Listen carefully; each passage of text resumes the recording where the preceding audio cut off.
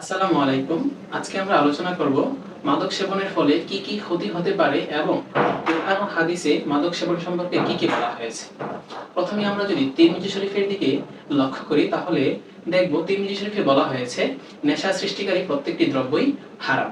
পবিত্র কোরআনের সূরা মায়েদার 90 নম্বর আয়াতে আল্লাহ তাআলা বলেন, হে মুমিনগণ, নিশ্চয়ই মদ, জুয়া, প্রতিমা, বেদী ও ভাগ্য নির্ধারক তীরসমূহ তো নাপাক, যা শয়তানের কর্ম, সুতরাং তোমরা তা পরিহার করো যাতে তোমরা সফলকাম হও। এছাড়াও সূরা বাকারার 219 নম্বর আয়াতে মাদক সম্পর্কে বলা হয়েছে।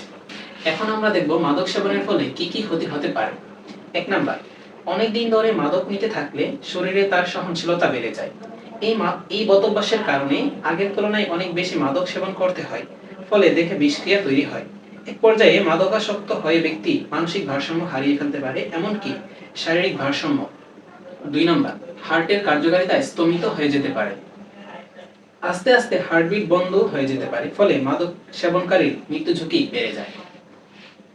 3 নাম্বার, পাকস্থলীর নানা রোগ যেমন আলসার হতে পারে, খাবারে অরুচি এবং ঘুম কমে যেতে পারে, ফলে মস্তিষ্ক ও নার্ভ স্বাভাবিক কার্যকারিতা হারাতে থাকে। 4 নাম্বার, মাদকের সবচেয়ে ভয়াবহ ক্ষতির প্রভাবটি হচ্ছে স্মৃতিশক্তি দিন দিন হ্রাস পায়, স্পর্শের অনুভূতি কমে যায়, কারো কারো মাংসপেশি শুকিয়ে যায়, এমনকি ক্যান্সারের আশঙ্কাও রয়েছে। এছাড়াও লিভার সিরোসিস, ক্যান্সার, স্ট্রোক, উচ্চ রক্তচাপ, মস্তিষ্কের ক্ষতি, সাইকোসিস, নিউরোপ্যাথি, মানসিক অবসাদ এবং শারীরিক ভারসাম্য তা নষ্ট হতে পারে এই মাদক সেবনের ফলে।